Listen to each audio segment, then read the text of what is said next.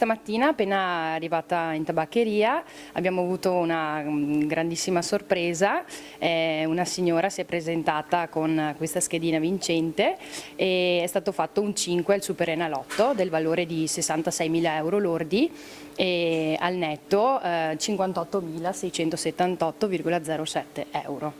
E insieme la signora era incredula e insieme abbiamo chiamato la Sisal perché sì, eravamo tutte e due sorprese e ci siamo fatte spiegare come ritirare la vincita. Una signora di media età, molto emozionata, tremava tutta e anche io ero molto emozionata per lei perché comunque è una nostra cliente abituale, quindi siamo molto felici per questo e ha subito pensato al da farsi con l'importo della vincita.